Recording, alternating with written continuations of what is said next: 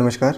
तो आज के सेशन में हम यहाँ पे जैसे कि हमने बताया था कि लगातार हम यहाँ पे सेशन लाने वाले हैं और ये क्लासेस जो होंगी वो हमारे प्रीवियस ईयर के पेपर पे बेस्ड होंगी। अर्थात जो पिछले साल कई सालों से जो लगातार प्रश्न आ रहे हैं उन्हीं पेपरों का यहाँ पे हम संकलन यहाँ पे इंक्लूड किए हैं।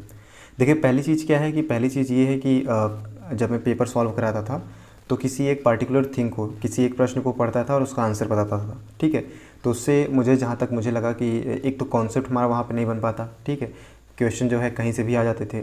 दूसरी चीज़ ये है कि एक बार हम पढ़ते थे तो पढ़ते नहीं थे, कॉन्सेप्ट नहीं वेस्ट करते थे, वो बस रटते थे। ठीक है, तो इस वजह से मैंने यहाँ पे ये सेशन चालू किया है कि कॉन्सेप्ट के साथ साथ में जो चीज़ें प्रीवियस ईयर में पूछी गई हैं, ठीक है, जो एग्ज़ाम का पैटर्न है उसी के अकॉर्डिंग यहाँ पे पेपर ये तैयार किया गया है। जैसा कि हमने कल ज्योग्राफी का बताया था कि ज्योग्राफी के अकॉर्डिंग किस तरीके से पेपर पूछे जा रहे हैं और किस तरीके से पेपर पैटर्न है। हालांकि मैं बीच बीच में बताता रहता हूँ कि ये पेपर पैटर्न के बाहर है, ये सिर्फ आपके कॉन्सेप्ट के डेवलप के लिए है और कुछ ऐसे की टर्म्स होते हैं जिनको समझना बहुत ही आवश्यक होता है। ठीक है, बिना उन कॉन्सेप्ट को समझे आप प्रश्न को सॉल्व भी नहीं कर सकते। ठीक है, आप बस रट सकते हो उस चीज़ को। क्या होता है कि कॉन्सेप्ट जब हमारे माइंड में डेवलप हो जाता है तो उसके अकॉर्डिंग हम पढ़ाई करते हैं और उसी के अकॉर्डिंग हम यहाँ पे प्रश्न को भी सॉल्व कर लेते हैं बड़े आसानी से। लेकिन जब आपका कॉन्सेप्ट क्लियर नहीं रहेगा तो क्या हो जाएगा कि सब उसी में मिल जाएगा और जो प्रश्न आपको आता भी है वो भी आप गलत करके चले आएंगे। तो इससे क्या होगा कि मैं पहले एक पार्टिकुलर सब्जेक्ट को यहाँ पे लूँगा, जैसे ज्योग्राफी हो गया, फिर पॉलिटी होगा हमारा, फिर इतिहास, ठीक है, मॉडर्न हिस्ट्री होगा। इसके बाद उसमें एंसेंट हिस्ट्री को हम यहाँ पे देखेंगे। हिस्ट्री में तीनों सब्जेक्ट आ जाएंगे, मॉडर्न, मिडिवल और एंशिएंट। इसके बाद हम यहाँ पे इकोनॉमी का देखेंगे और लास्ट में हम जो है सिविक्स का देखेंगे। ठीक है, इस तरीके से यहाँ पे इंक्लूड करेंगे। एट द लास्ट सेशन हमारा होगा 2 से 3 वीडियो करंट अफेयर्स का। तो जीके जीएस प्लस आपका करंट अफेयर्स जो ये सेगमेंट होता है जो कि एग्ज़ाम के पैटर्न पर आपके बहुत ही ज़्यादा इफेक्ट डालता है, ठीक है, ये कंप्लीट हो जाएगा। और जैसे ही कंप्लीट होगा इसके बाद जो भी आपके प्रश्न बचते हैं, जैसे रीजनिंग का हो गया, मैथ का हो गया, जो भी रहेगा, ठीक है, उसको हम अलग से वहाँ पे फिर वापस से पेपर हम सॉल्व कराएंगे। तो जब पेपर सॉल्व कराएंगे तो खुद आपको ये पता चल जाएगा कि जो आपने कॉन्सेप्ट के बेस पे जो सॉल्व किया है वो बड़े आसानी से सॉल्व हो जाता है। ठीक है, सो वन वे अगर मैं कहूँ कि यहाँ पे स्टार्ट होने वाला है आज का पॉलिटी सब्जेक्ट है। पॉलिटी के अंतर्गत हम जितने भी सब्जेक्ट यहाँ पे आएंगे उसको हम यहाँ पे देखेंगे, जितने भी टॉपिक। इसके बाद जो टॉपिक छूट जाता है वो मैं आपके करंट अफेयर्स में इंक्लूड कर दूँगा या फिर अगर मैं बता भी दूँगा कि किस तरीके से पेपर के बाहर है या फिर पेपर के अंतर्गत इस प्रकार से प्रश्न जो है बीच बीच में बताता रहूँगा।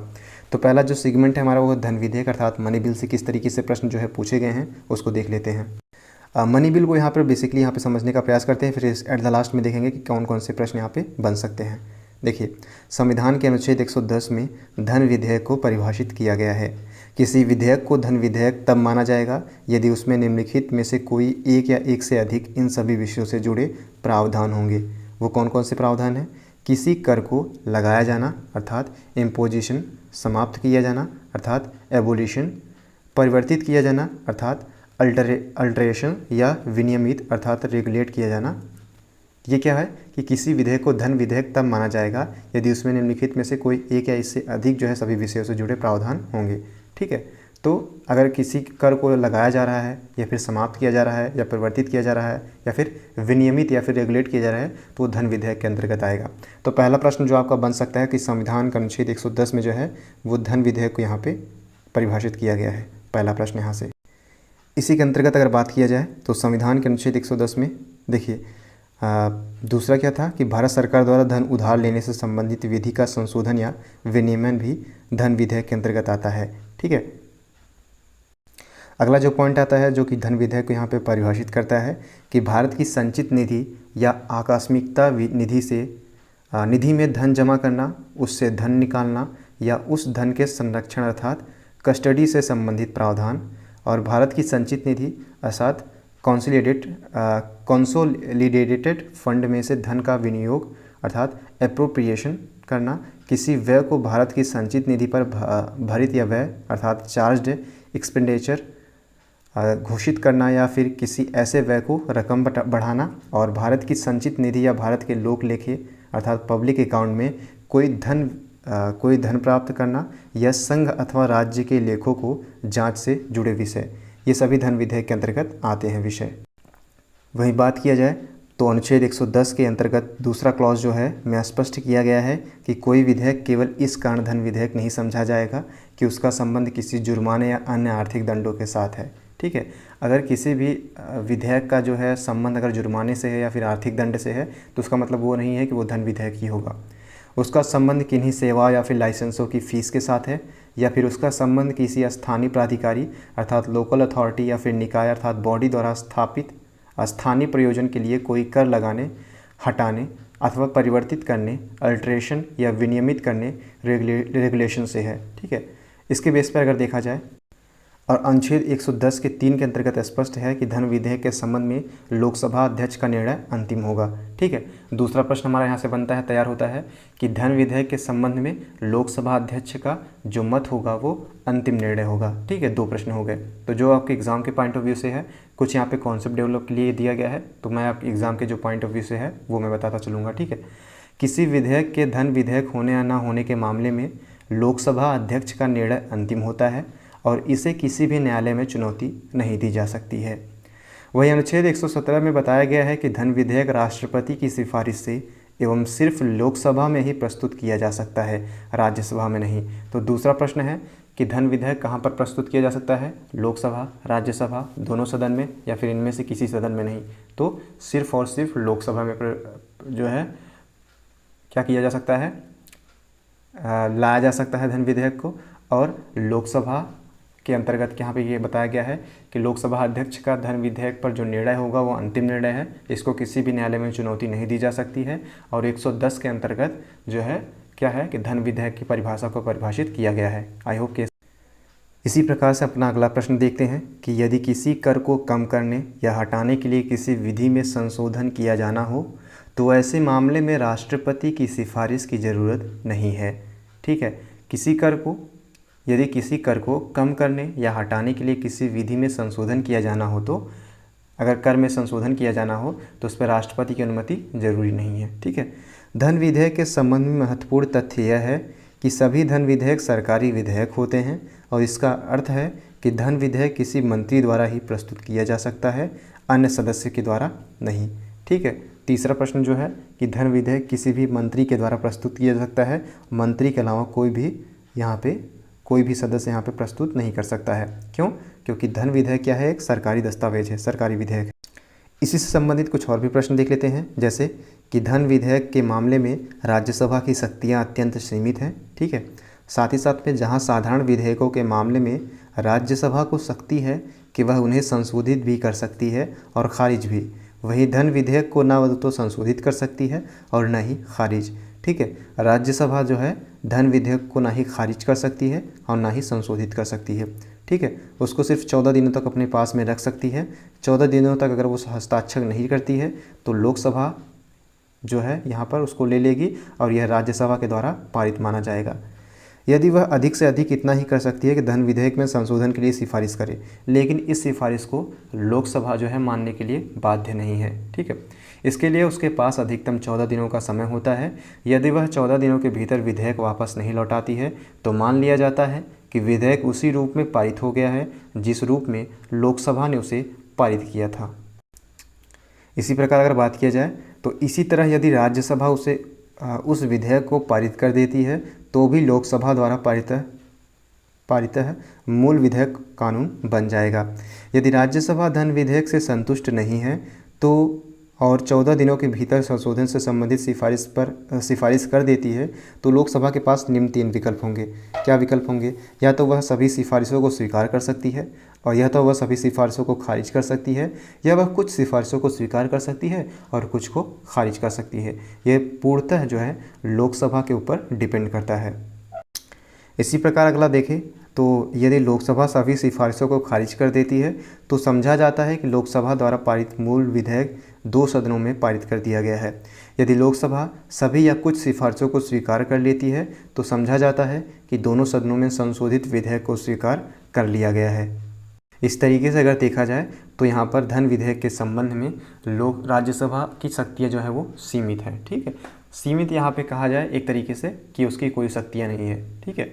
अगर देखा जाए राष्ट्रपति की अनुमति से संबंधित यानी एसेंट ऑफ प्रेसिडेंट की बात किया जाए तो इसके बाद में धन विधेयक राष्ट्रपति के पास भेजा जाता है। अब राष्ट्रपति धन विधेयक पर क्या कर सकता है, क्या उसकी शक्तियाँ होती हैं, उनसे संबंधित यहाँ पे प्रश्न देख लेते हैं। लोकसभा अध्यक्ष विधेयक की पुष्टि अर्थात एंडोर्स करता है और यह धन विधेयक है। ठीक है, यानी लोकसभा अध्यक्ष यह डिसाइड करता है कि कोई भी विधेयक धन विधेयक है अथवा नहीं।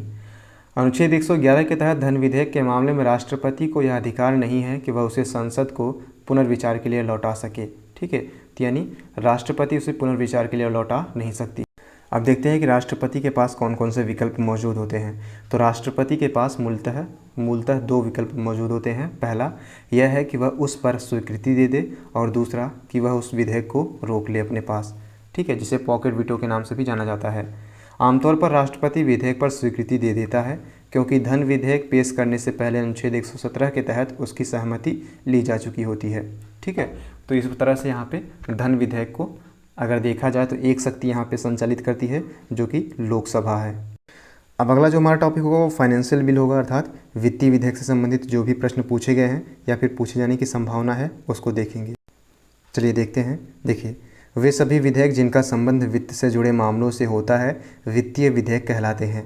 जैसे सरकार के राजस्व या व्यय से संबंधित विधेयक जो होते हैं वो वित्तीय विधेयक कहलाते हैं। ठीक है, या फिर एक तरीके से कहा जाए जो विधेयक धन विधेयक नहीं है वो क्या हो जाएगा, वित्तीय विधेयक के अंतर्गत आता है। वे सभी विधेयक जिनका संबंध वित्त से जुड़े मामलों से होता है वित्तीय विधेयक कहलाते हैं। जैसे सरकार का राजस्व या फिर व्यय से संबंधित विधेयक।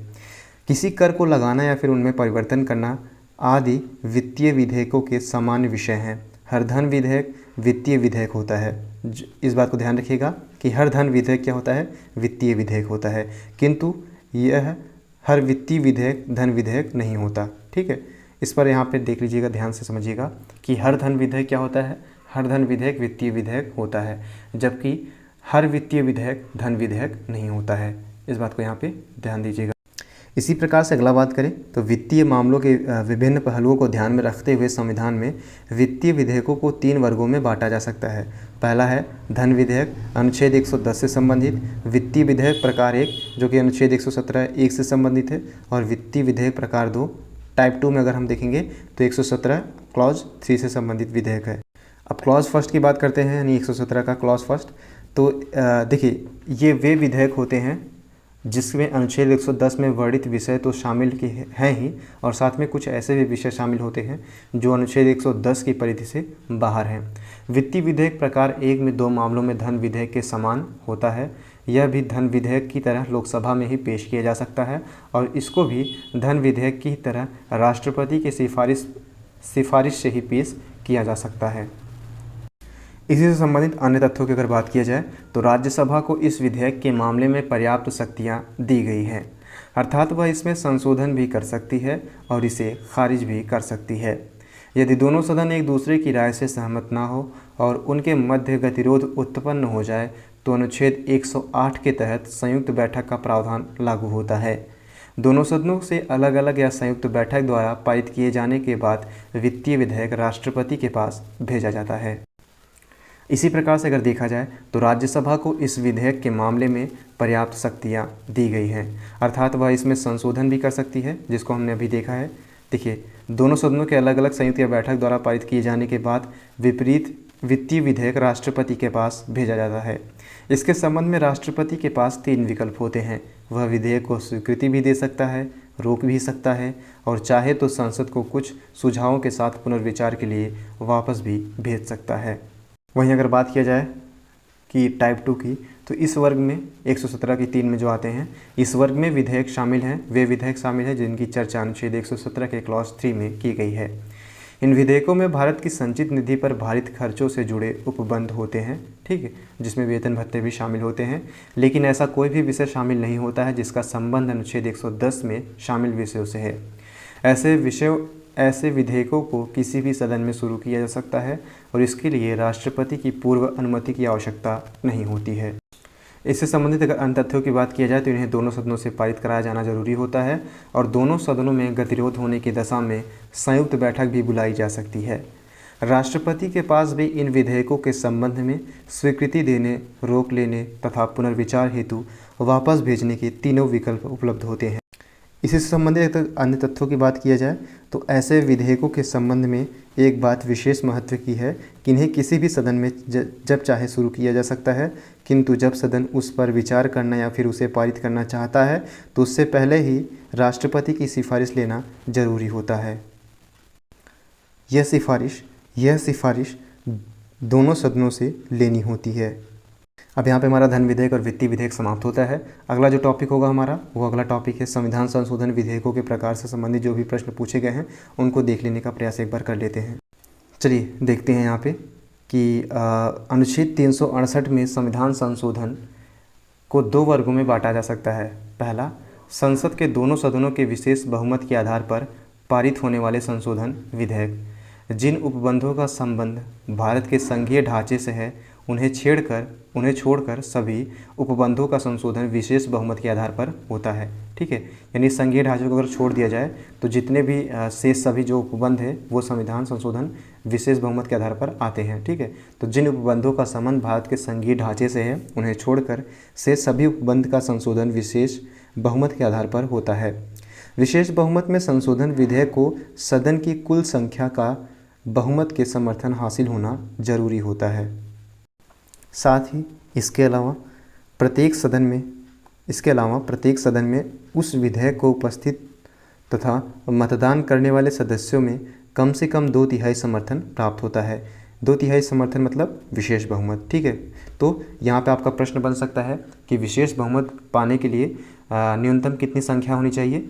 अगर किसी भी विशेष कोई भी जो है यहाँ पे मान लीजिए कि कोई भी प्रावधान है या फिर कोई भी विधेयक है जिस पे विशेष बहुमत यहाँ पे हमें लाना है, तो वहाँ पर जितने भी उपस्थित संसद में व्यक्ति हैं क्या होता चाहिए, उनका 2/3 यहाँ पर वोटिंग होनी चाहिए, तब वो जो है विशेष बहुमत के अंतर्गत आता है। ठीक है, बात करते हैं अगले विषय की। देखिए, दूसरा, संसद के विशेष बहुमत के अलावा कम से कम आधे राज्यों के विधानमंडलों के अनुसमर्थन से पारित होने वाला संशोधन विधेयक।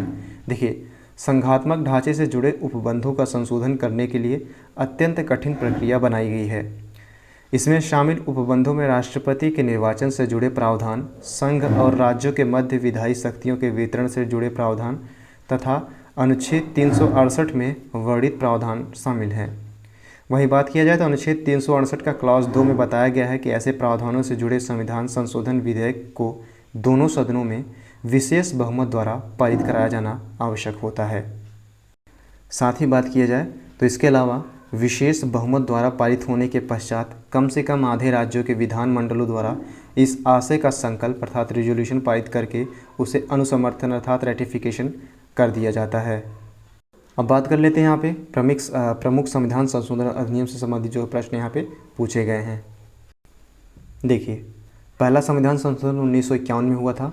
सामाजिक और शैक्षिक रूप से पिछड़े वर्गों की उन्नति के लिए विशेष उपबंध बनाने हेतु राज्यों को शक्ति प्रदान की गई और भूमि सुधार के लिए संपत्ति के अधिकारों को सीमित किया गया।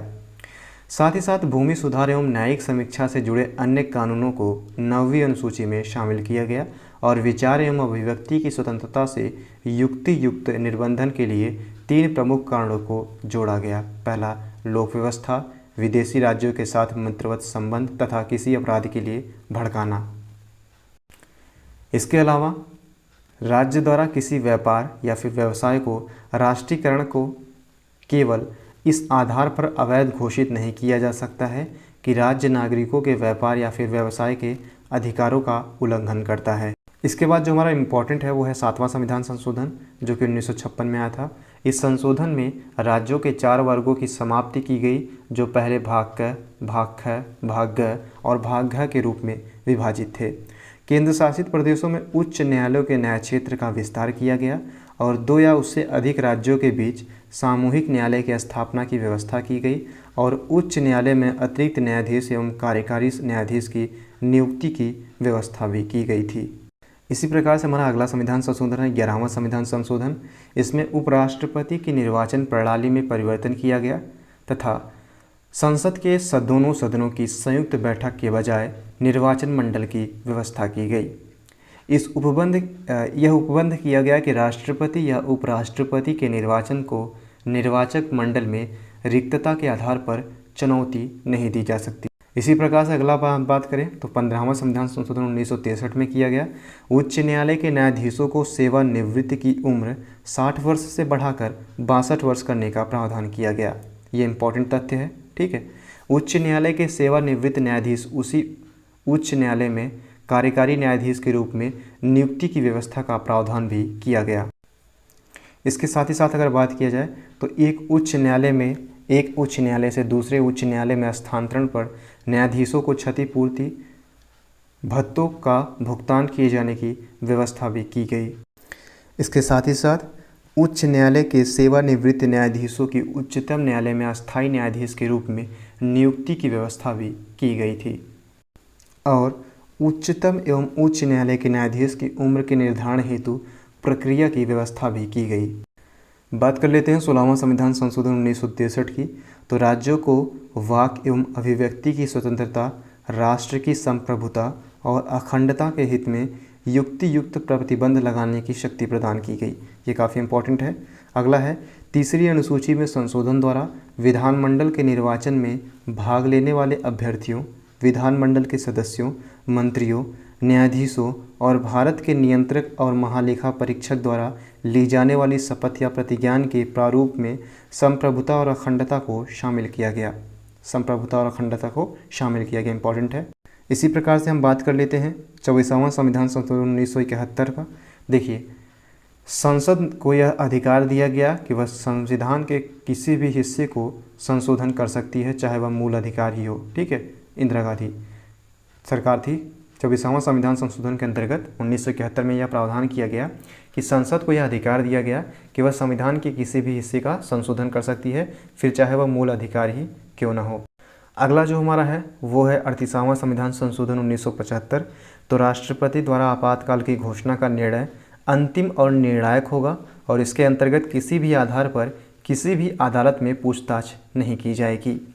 राष्ट्रपति, राज्यपाल और केंद्र शासित प्रदेशों के प्रशासकों द्वारा जारी अध्यादेश गैरवाद योग्य घोषित किया गया। और साथ ही साथ में राष्ट्रपति को युद्ध या बाहरी आक्रमण या आंतरिक अशांति के आधार पर राष्ट्रीय आपातकाल घोषित करने की शक्ति भी प्रदान की गई। इसी प्रकार बात कर लेते हैं 39वां संविधान संशोधन। तो राष्ट्रपति, उपराष्ट्रपति, प्रधानमंत्री और लोकसभा अध्यक्ष से संबंधित विवादों को न्यायालय के क्षेत्राधिकार से बाहर रखा गया और इन सब का निर्धारण संसद द्वारा निर्धारित प्राधिकरण के द्वारा किया जाएगा। साथ ही 9वीं अनुसूची में कुछ केंद्रीय अधिनियमों को यहाँ पर जोड़ा गया। अगला हमारा 42वां संविधान संशोधन 1976, जो कि काफ़ी इंपॉर्टेंट है एग्जाम के पॉइंट ऑफ व्यू से। देखिए, तो यहाँ पे पूछा जाता है, पहला प्रश्न यहाँ पे तैयार हो जाएगा हमारा कि लघु संविधान किस नाम से जाता है, किस संविधान संशोधन को लघु संविधान संशोधन के नाम से भी जाना जाता है, लघु संविधान के नाम से। तो 42वां संविधान संशोधन जो कि 1976 में हुआ था। तो इस अधिनियम को लघु संविधान के रूप में जाना जाता है। इसके तहत स्वर्ण सिंह समिति की सिफारिशों को प्रभावी बनाया गया। समाजवादी, सोशलिस्ट, पंथनिरपेक्ष, सेकुलर और अखंडता अर्थात इंटीग्रिटी 3 नए शब्द प्रस्तावना में जोड़े गए। काफ़ी इंपॉर्टेंट है, ठीक है। 42वां संविधान संशोधन 1976 के अंतर्गत ये 3 शब्द समाजवादी, पंथनिरपेक्ष और अखंडता जोड़े गए थे। एक नए भाग 4 का को जोड़ा गया जिसमें नागरिकों के लिए मौलिक कर्तव्यों का प्रावधान किया गया था। बात किया जाए तो इस अधिनियम को लघु संविधान के रूप में, ठीक है, और एक नए भाग को जोड़ा गया और राष्ट्रपति को कैबिनेट की सलाह मानने के लिए बाध्य कर दिया गया। इसी के अंतर्गत 1971 की जनगणना के आधार पर 2001 तक लोकसभा सीटों एवं राज्य विधानसभाओं की सीटों को निश्चित कर दिया गया। साथ ही साथ संवैधानिक संशोधन को न्यायिक जांच से बाहर कर दिया गया और न्यायिक समीक्षा एवं रीट न्याय क्षेत्र में उच्चतम एवं उच्च न्यायालयों की शक्ति से कटौती की गई। डीपीएसपी अर्थात मूल कर्तव्य में कार्यान्वयन हेतु बनाई गई विधियों को न्यायालय द्वारा इस आधार पर अवैध घोषित नहीं किया जा सकता कि यह कुछ मूल अधिकारों का उल्लंघन करता है। वहीं बात किया जाए तो संसद को राष्ट्र विरोधी कार्यकलापों के संबंध में कार्यवाही करने के लिए विधियां बनाने की शक्ति प्रदान की गई और ऐसी विधियां मूल अधिकारों पर प्रभावी अर्थात अभिभावी होंगी। 3 नए नीति निर्देशक तत्व जोड़े गए। समान न्याय, निःशुल्क विधिक सहायता, उद्योगों के प्रबंध में कर्मकारों की सहभागिता और पर्यावरण का संरक्षण तथा संवर्धन एवं वन्यजीवों की रक्षा करना। किसी राज्य के राष्ट्रपति शासन की अवधि को एक बार में 6 माह से बढ़ाकर 1 साल तक किया जा सकता है। और केंद्र को किसी राज्य में कानून एवं व्यवस्था बनाए रखने के लिए सैन्य बल भेजने की शक्ति दी गई। और साथ ही साथ 5 विषयों का राज्य सूची से समवर्ती सूची में स्थानांतरण किया गया। समवर्ती मतलब कि यहाँ पे राज्य सरकार और केंद्र सरकार दोनों कानून बना सकती है। तो शिक्षा, वन, वन्यजीव एवं पक्षियों का संरक्षण, नापतौल और न्याय प्रशासन तथा उच्चतम और उच्च न्यायालय के अलावा अन्य सभी न्यायालयों का गठन और संगठन करना। वहीं बात किया जाए तो संसद और विधानमंडल में कोरम की आवश्यकता की समाप्ति की गई और संसद को यह निर्णय लेने की शक्ति प्रदान की गई कि वह समय समय पर अपने सदस्यों एवं समितियों के आधार पर विशेष अधिकारियों का निर्धारण करे। इसके साथ ही साथ 5 विषयों का राज्य सूची में समवर्ती सूची में स्थानांतरण किया गया, जिसको हमने देख लिया है। और संसद और विधानसभा में कोरम की आवश्यकता की समाप्ति की गई और संसद को यह निर्णय लेने की शक्ति प्रदान की गई कि वह समय समय पर अपने सदस्यों एवं समितियों के अधिकार एवं विशेष अधिकारों का निर्धारण करे। साथ ही साथ अखिल भारतीय विधिक सेवा की व्यवस्था की गई।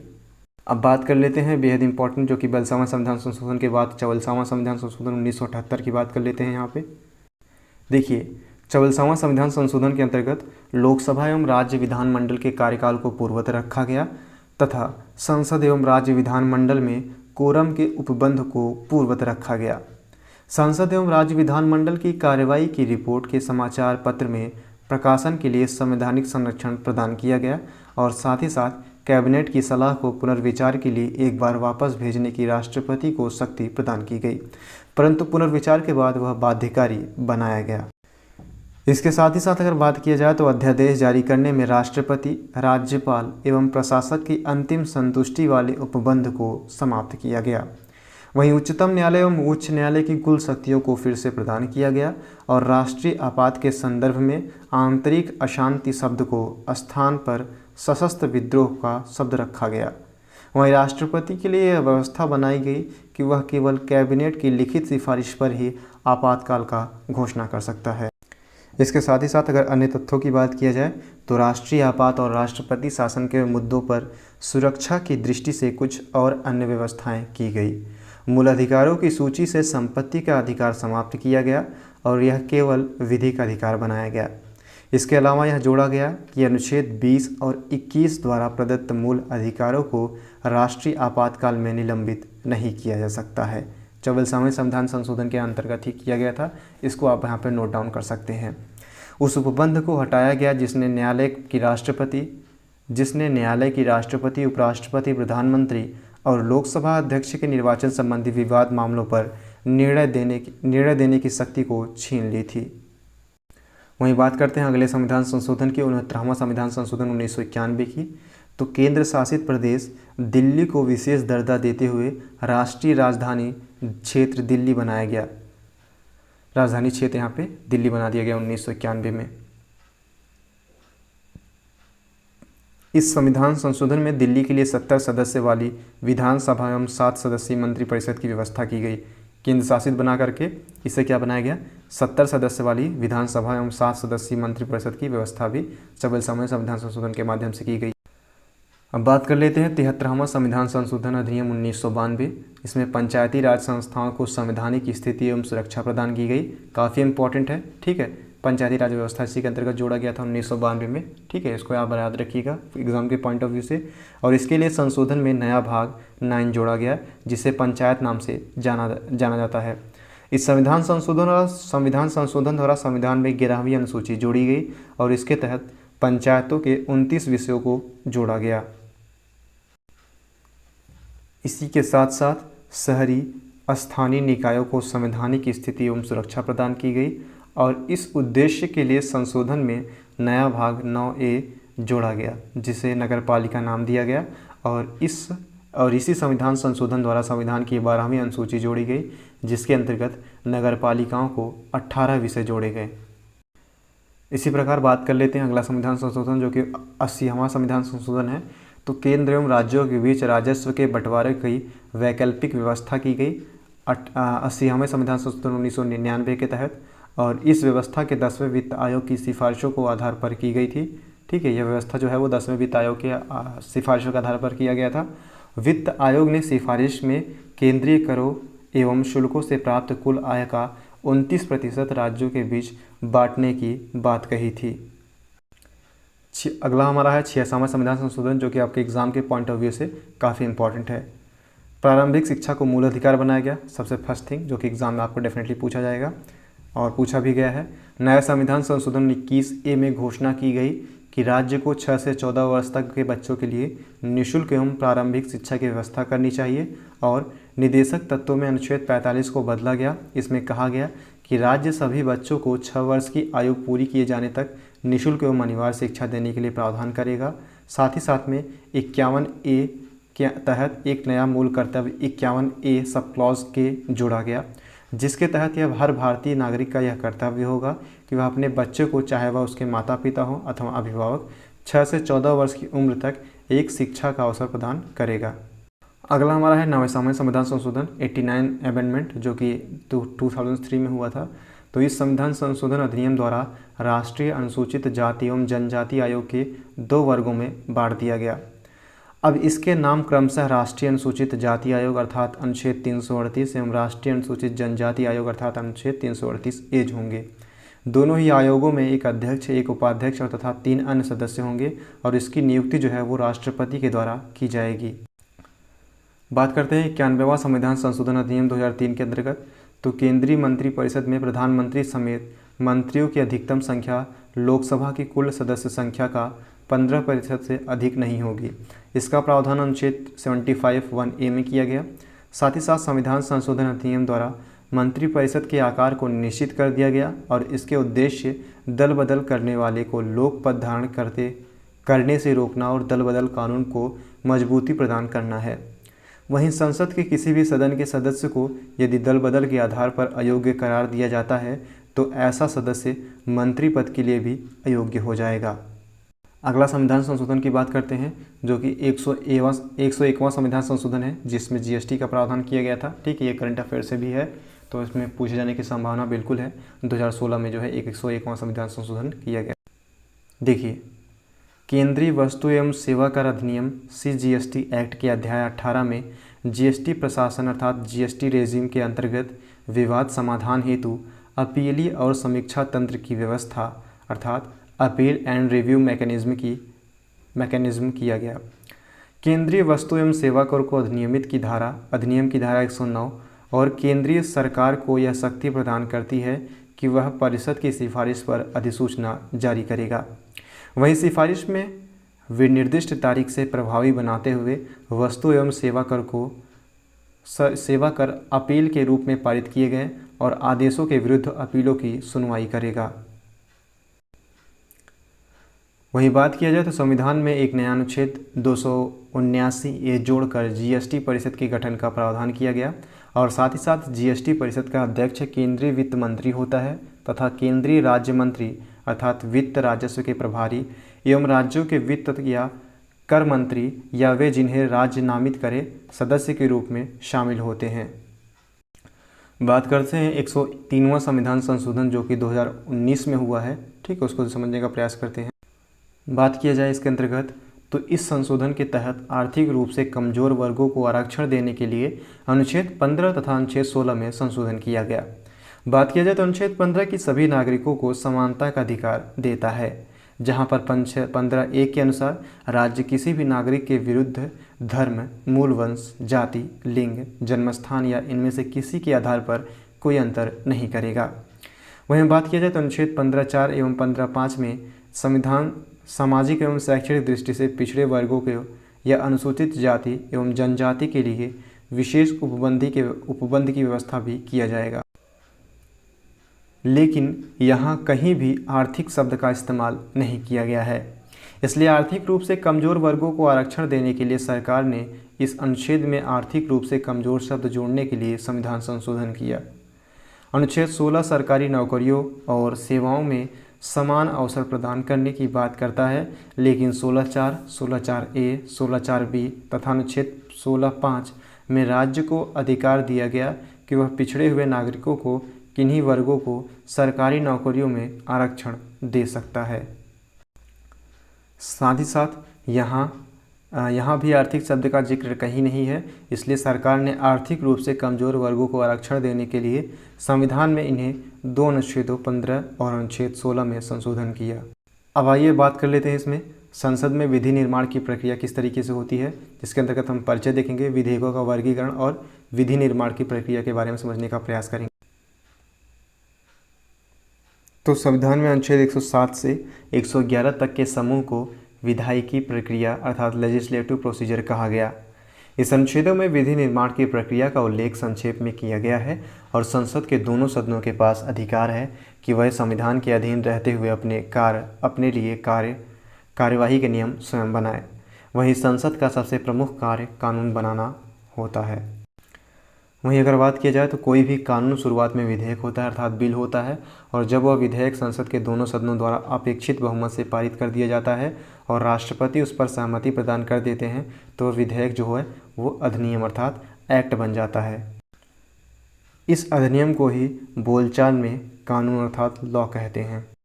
अब बात करते हैं यहाँ पर विधेयकों के वर्गीकरण की।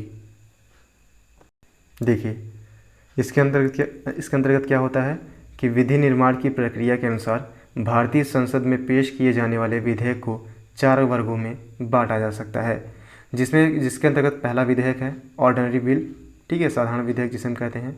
तो धन विधेयक, वित्तीय विधेयक और संविधान संशोधन विधेयकों से भिन्न विधेयक साधारण विधेयक कहलाते हैं, ठीक है। यानी धन विधेयक और वित्तीय विधेयक और संविधान संशोधन विधेयक को अगर साइड कर दिया जाए तो इसके अलावा जो भी विधेयक हैं वो साधारण विधेयक के अंतर्गत यहाँ पर आते हैं।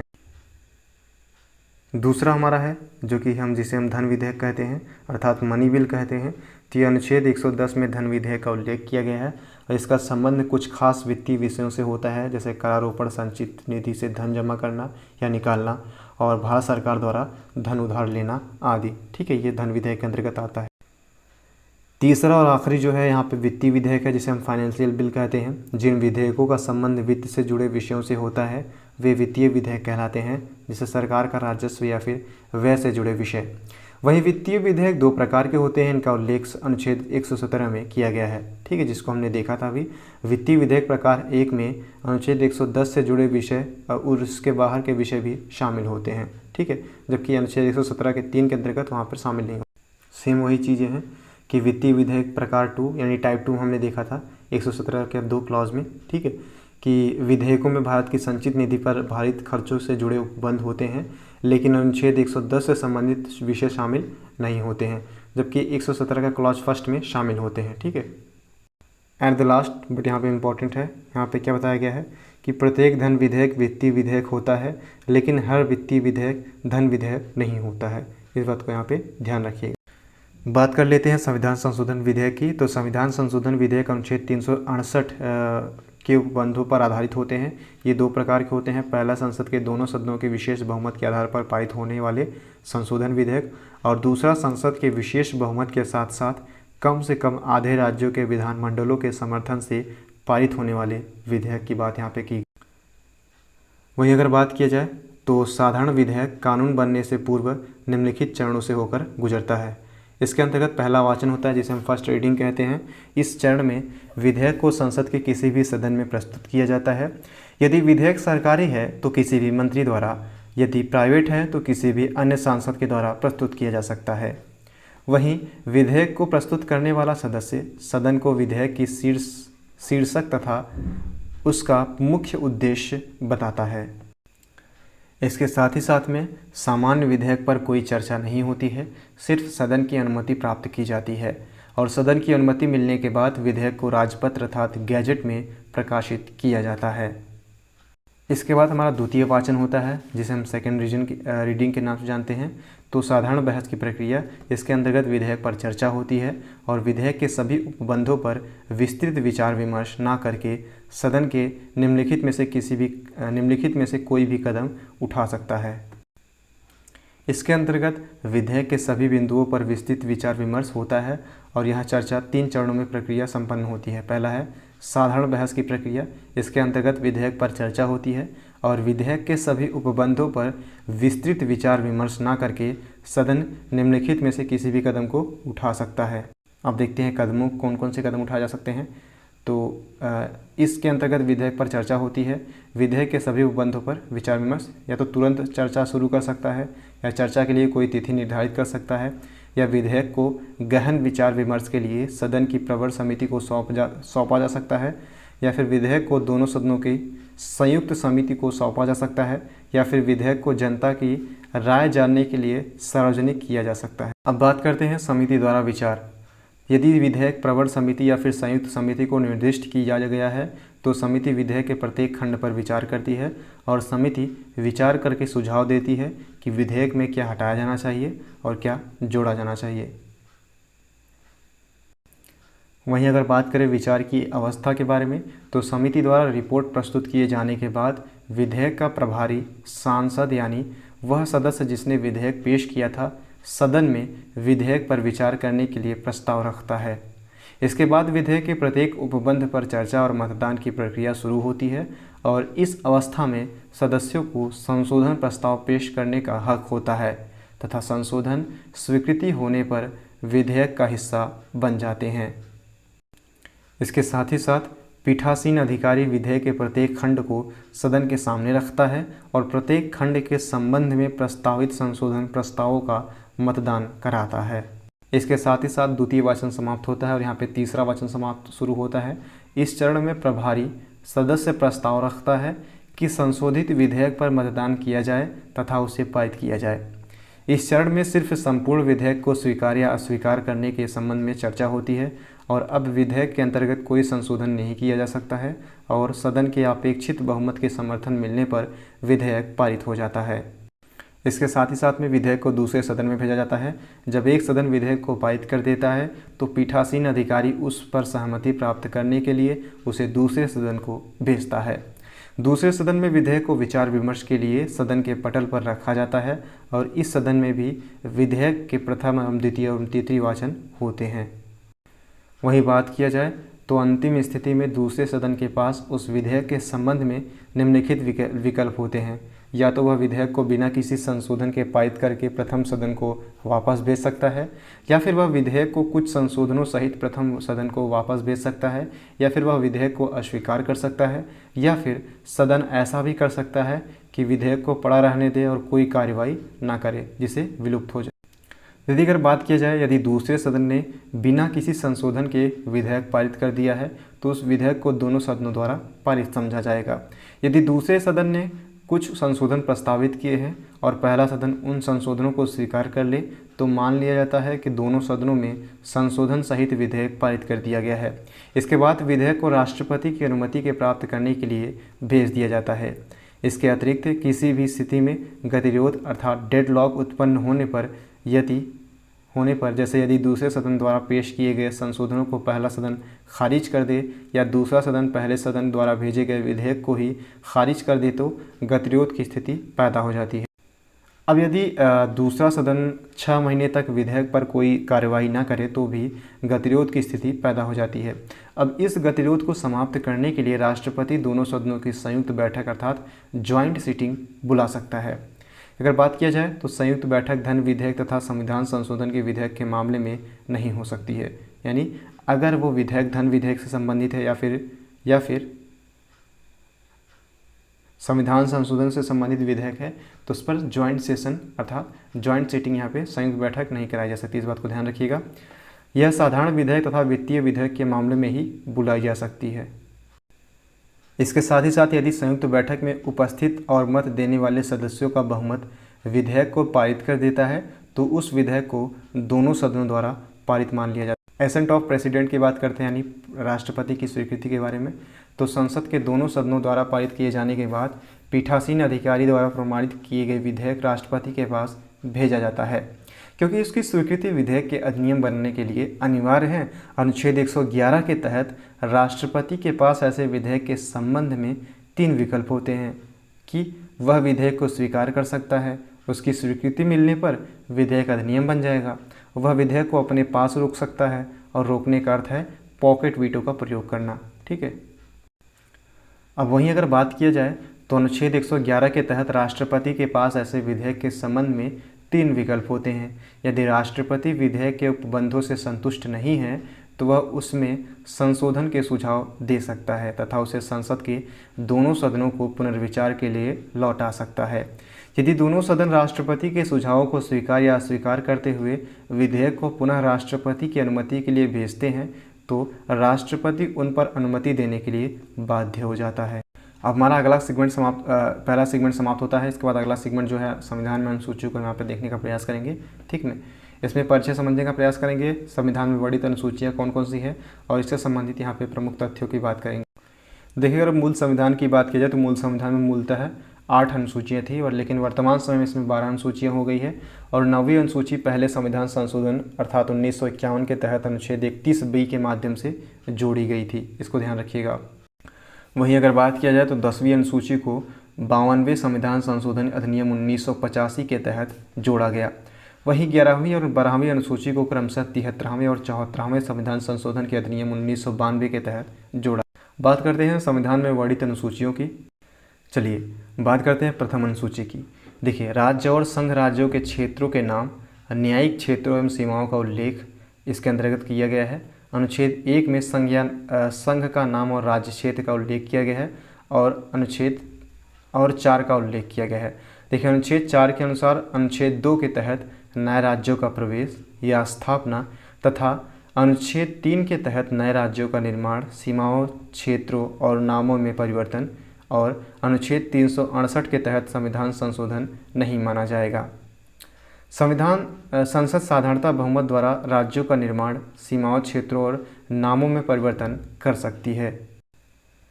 वहीं अगर बात की जाए दूसरी अनुसूची की तो संवैधानिक पदों पर आसीन पदाधिकारियों की परिलब्धियां, वेतन, भत्ते, विशेषाधिकार और इनसे संबंधित प्रावधान दूसरी अनुसूची के अंतर्गत किए गए हैं, जिसमें भारत के राष्ट्रपति, राज्यों के राज्यपाल, लोकसभा एवं राज्य विधानसभाओं के अध्यक्ष और उपाध्यक्ष, राज्यसभा एवं राज्य विधान परिषदों के सभापति और उपसभापति और साथ ही साथ सर्वोच्च न्यायालय एवं उच्च न्यायालय के न्यायाधीश और भारत के नियंत्रक एवं महालेखा परीक्षक के बारे में। इसके साथ ही साथ संवैधानिक पदों पर आसीन पदाधिकारियों की परिलब्धियां, वेतन, भत्ते, विशेषाधिकार और इससे संबंधित प्रावधान के अंतर्गत हमने देखा कि केवल राष्ट्रपति और राज्यपालों के लिए परिलब्धियां शब्द का प्रयोग किया गया है, इमोलमेंट जिसे हम कहते हैं, और उपराष्ट्रपति को राज्यसभा के सभापति के रूप में वेतन भत्ता मिलता है और अलग से इस पद के वेतन भत्ते का संविधान में जिक्र नहीं है। वहीं अगर बात की जाए तीसरी अनुसूची की तो विभिन्न उम्मीदवार द्वारा ली जाने वाली शपथ अर्थात ओथ या प्रतिज्ञान अर्थात अफर्मेशन के प्रारूप की यहाँ पे बात की गई है तीसरी अनुसूची में, जिसके अंतर्गत संसद एवं राज्य विधानमंडल के लिए निर्वाचन हेतु अभ्यर्थी और संसद एवं राज्य विधानमंडल के सदस्य, संघ एवं राज्यों के मंत्री, सर्वोच्च न्यायालय एवं उच्च न्यायालयों के न्यायाधीश और भारत के नियंत्रक एवं महालेखा परीक्षक के संबंधित यहाँ पे। इसके साथ ही साथ राष्ट्रपति, उपराष्ट्रपति और राज्यपालों की शपथ का जिक्र इस अनुसूची में नहीं किया गया है, ठीक है। बाकी जो भी हमने ऊपर देखा है उन सभी का यहाँ पे जो ओथ लेंगे या फिर अफर्मेशन देंगे, ठीक है, सहमति देंगे, उन सभी का यहाँ पे उल्लेख किया गया है। जबकि तीसरी अनुसूची के अंतर्गत अगर देखा जाए तो राष्ट्रपति, उपराष्ट्रपति और राज्यपालों की शपथ का जिक्र इस अनुसूची के अंतर्गत नहीं किया गया है। वहीं अगर बात किया जाए तो राष्ट्रपति अनुच्छेद 60 और राज्यपाल अनुच्छेद 159 और तहत जो है संविधान और विधि के परीक्षण अर्थात प्रिजर्व, संरक्षण अर्थात प्रोटेक्ट और प्रतिरक्षण अर्थात डिफेंड की शपथ लेते हैं।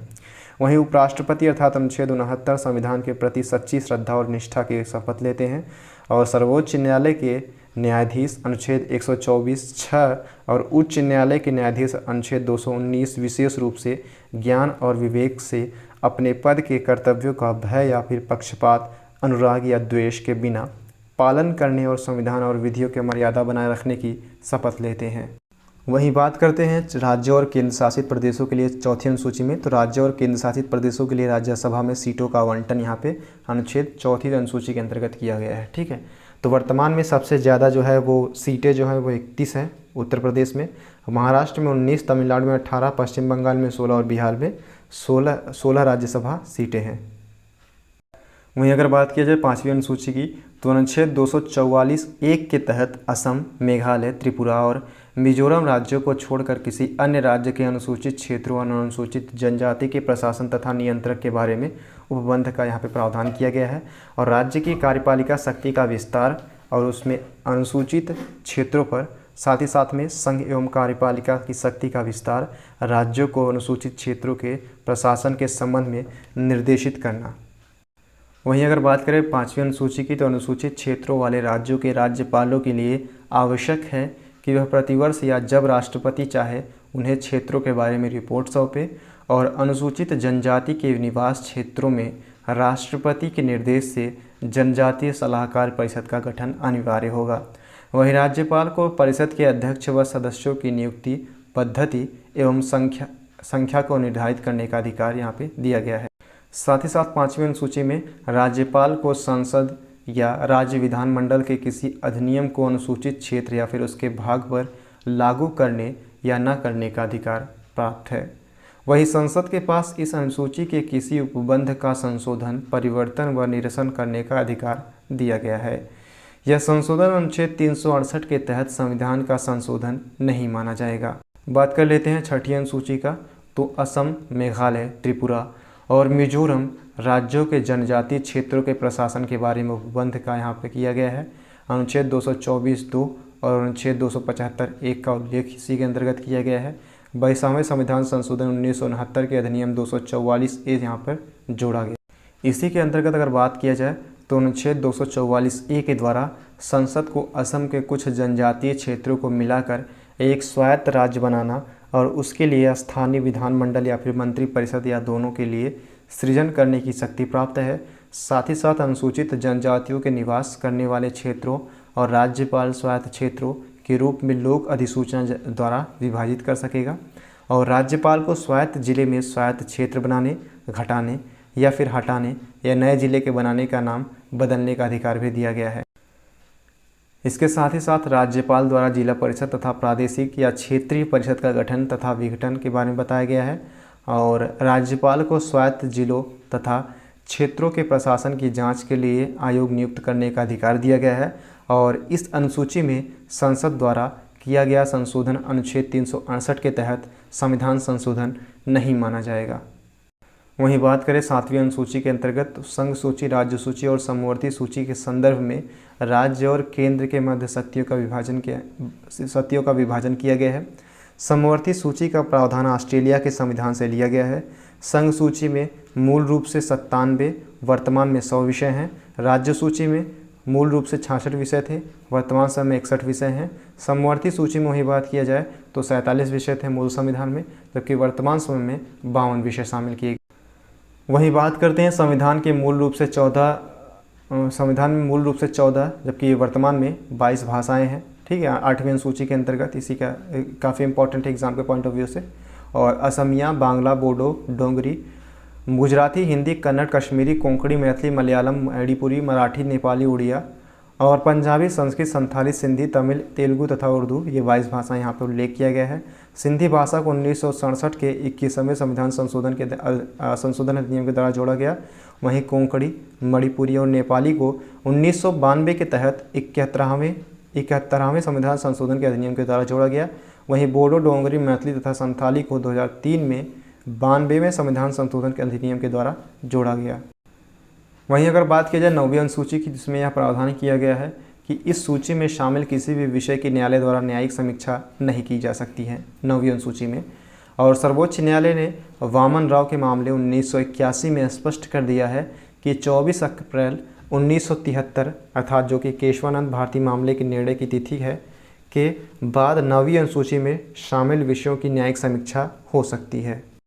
तो क्या था कि केशवानंद भारती का जब मामला नहीं था उससे पहले क्या होता था कि 9वीं अनुसूची के अंतर्गत जितने भी विषय थे उसके अंतर्गत संविधान संशोधन नहीं कर सकता है उसमें शामिल विषय पर। लेकिन जब केशवानंद भारती का मामला आया तो वहाँ पर कहा गया, प्रावधान दिया गया कि संशोधन कर सकता है। अब बात करते हैं 10वीं अनुसूची की, जिसमें 102 के अंतर्गत क्लॉज 2 और अनुच्छेद 191 के क्लॉज 2 का जिक्र किया गया है, जिसमें दल बदल के आधार पर संसद और विधानसभा के सदस्यों का निर्भरता के बारे में उपबंध किया गया है। और 91वें संविधान संशोधन के द्वारा विधायक दल को 2/3 सदस्यों द्वारा दल तोड़ने के कारण अयोग्यता से छूट दी गई है, और सदन के अध्यक्ष द्वारा दल बदल के उत्पन्न निर्भरता संबंधी प्रश्नों का निर्णय लिया जाता है। बात को ध्यान रखिएगा कि 91वें संविधान संशोधन के द्वारा माध्यम से यह बताया गया कि अगर किसी भी पार्टी के अगर 2/3 सदस्य जो हैं अगर छोड़ देते हैं या फिर किसी दूसरे दल को ज्वाइन कर लेते हैं तो वो लीगली होगा। ठीक है, इस चीज़ को यहाँ पे ध्यान रखिएगा। जबकि वहीं बात किया जाए 10वीं अनुसूची की, तो इसमें अनुच्छेद 102 के क्लॉज 2 और अनुच्छेद 191 के 2, जिसको हमने देखा ही है। ठीक है, और साथ ही साथ में सदन के अध्यक्ष द्वारा दल बदल के उत्पन्न निर्भरता संबंधी प्रश्नों का निर्णय लिया जाता है। और की हो तो होल हान मामले 1992 के तहत सुप्रीम कोर्ट ने अध्यक्ष का निर्णय न्यायिक समीक्षा के दायरे में होगा, ये चीज़ें कहा। वहीं बात करते हैं 11वीं अनुसूची की। तो 11वीं अनुसूची के अंतर्गत अगर हम बात किया जाए तो देखिए, इसमें अनुच्छेद 243 जी एवं 29 विषयों का उल्लेख किया गया। इसी के साथ में इस अनुसूची को 73वें संविधान संशोधन अधिनियम 1992 के तहत जोड़ा गया था। अब बात करते हैं अंतिम अनुसूची जो कि 12वीं अनुसूची है। नगर पालिकाओं की शक्तियाँ और प्राधिकार एवं जिम्मेदारियों की बात यहाँ पे कही गई है। अनुच्छेद 243 डब्लू, इसमें 18 विषय का उल्लेख किया गया है और इस अनुसूची को 74वें संविधान संशोधन 1992 के तहत जोड़ा गया।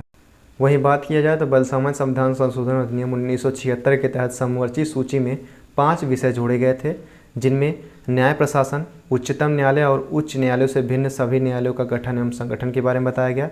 दूसरा शिक्षा, तीसरा वन एवं वन्य जीवों, जंतुओं और पक्षियों का संरक्षण, चौथा जनसंख्या नियंत्रण और परिवार नियोजन के बारे में बताया गया और पांचवा बाढ़ तथा माप की यहाँ पे उल्लेख किया गया था।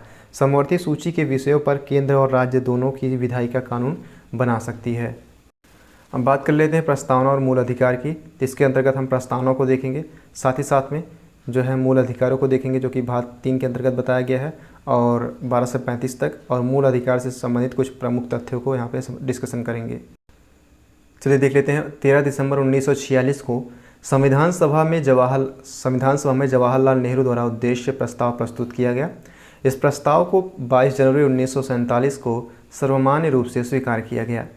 उद्देशिका का विचार संयुक्त राज्य अमेरिका के संविधान से लिया गया है और प्रख्यात न्यायविद व संवैधानिक विशेषज्ञ N.A. पालकीवाला ने प्रस्तावना को संविधान का परिचय पत्र कहा है। ठीक है, वहीं बात किया जाए प्रस्तावना के तत्व के अंतर्गत, तो संविधान के अधिकार का स्रोत है भारत की जनता और भारत की संप्रभु समाजवादी पंथनिरपेक्ष और लोकतांत्रिक व गणतांत्रिक प्रकृति। और संविधान के उद्देश्य जो अगर बात किया जाए तो न्याय, स्वतंत्रता और समता, साथ ही साथ में बंधुत्व, ये इसके उद्देश्य हैं। ठीक है, संविधान के उद्देश्य। विषय वस्तु की बात किया जाए तो न्याय, सामाजिक और आर्थिक और राजनीतिक तीनों न्याय प्राप्त हो जाएगा। स्वतंत्रता की बात किया जाए तो विचार अभिव्यक्ति स्वतंत्रता और विश्वास, धर्म और उपासना की स्वतंत्रता की बात की गई है। समता की बात की जाए तो प्रतिष्ठा और अवसर की समता की बात की गई है प्रस्तावना में। और साथ ही साथ सामाजिक, आर्थिक, राजनीतिक न्याय को 1917 की रूस की क्रांति से लिया गया है। इसके साथ ही साथ स्वतंत्रता, समता और बंधुत्व के आदर्शों को फ्रांस की क्रांति से लिया गया है। और बलसामान्य संविधान संशोधन अधिनियम 1976 के द्वारा प्रस्तावना में 3 नए शब्द जोड़े गए हैं, जिसमें है समाजवादी अर्थात सोशलिस्ट, पंथनिरपेक्ष अर्थात सेकुलर और अखंडता अर्थात इंटीग्रिटी को।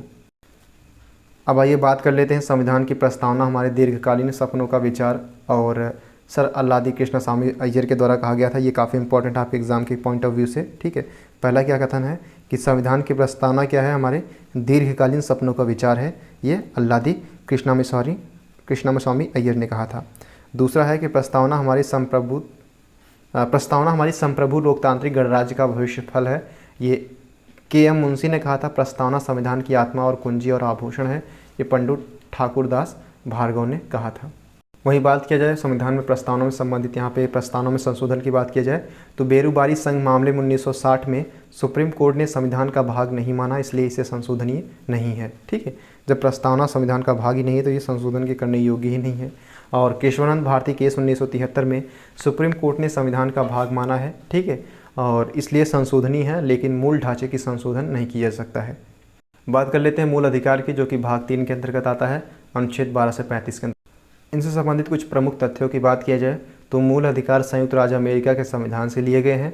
मूल अधिकार व्यक्ति को राज्य के विरुद्ध प्राप्त अधिकार हैं और संविधान के भाग 3 को भारत का मैग्ना कार्टा संध्या दी गई है, काफ़ी इंपॉर्टेंट। साथ ही साथ मूल संविधान में 7 और वर्तमान में 6 मूल अधिकार यहाँ पे प्रावधान किया गया है। वहीं बात किया जाए तो 44वें संविधान संशोधन 1978 द्वारा संपत्ति के अधिकार अर्थात अनुच्छेद 31 को हटा करके अनुच्छेद 300A के तहत कानूनी अधिकार बना दिया गया है।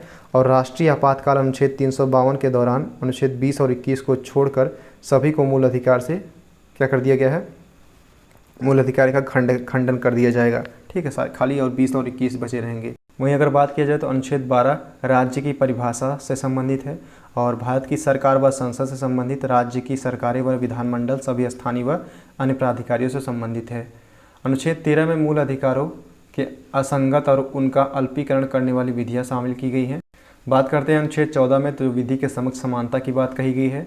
वहीं अनुच्छेद 15 में धर्म, मूल वंश, जाति, लिंग या फिर जन्म स्थान के आधार पर भेदभाव का निषेध किया गया है।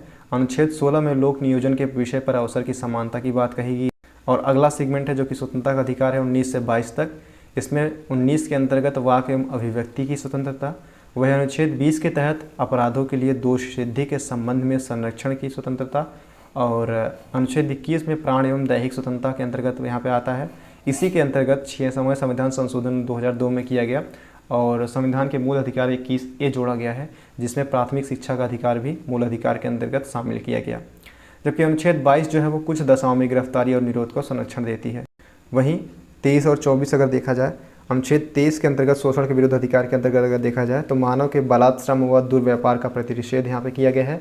और अनुच्छेद 24 में कारखानों आदि में बालकों के नियोजन का प्रतिषेध का। धर्म की स्वतंत्रता की बात करते हैं 25 से 28। देखिए, अनुच्छेद 25 के अंतर्गत अंतःकरण और धर्म को अबाध रूप से मानने, आचरण करने और प्रचार करने की स्वतंत्रता है। अनुच्छेद 26 में धार्मिक कार्यों के प्रबंधन की स्वतंत्रता है। अनुच्छेद 27 में किसी विशेष धर्म की अभिवृद्धि के लिए कर नहीं देने की स्वतंत्रता है।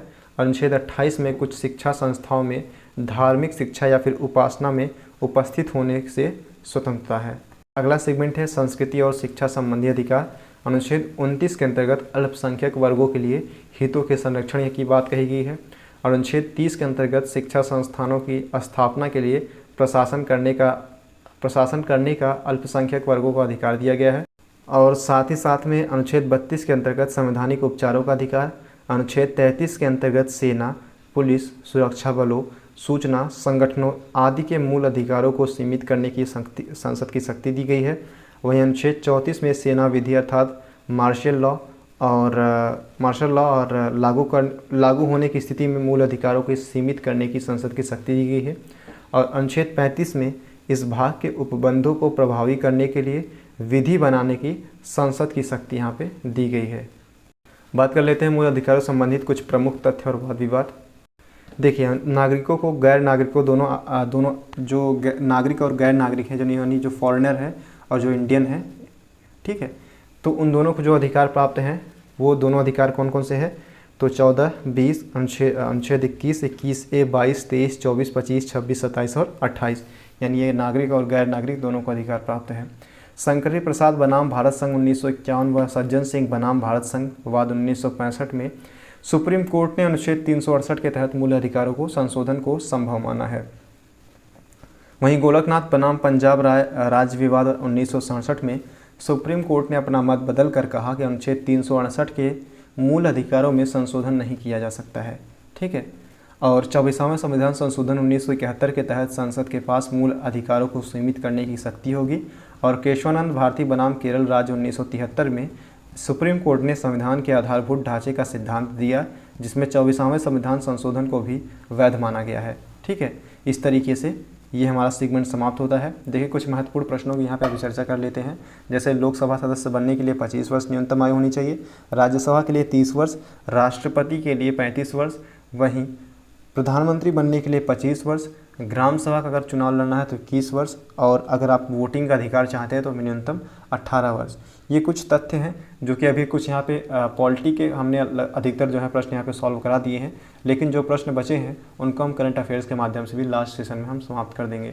आई होप को वीडियो समझ में आ गई होंगी। कुछ चीज़ें यहाँ पे कॉन्सेप्ट के लिए आप यहाँ शामिल की गई थी और बाकी सब आपके एग्जाम के बेस पैटर्न पर। ठीक है, जब हम यहाँ पे सॉल्व करेंगे पेपर अब तब यहाँ पे चीज़ें जो है समझ में आ जाएंगी। ठीक है, उससे हम कोरिलेशन यहाँ पे कोरिलेट करके यहाँ पे सॉल्व करेंगे।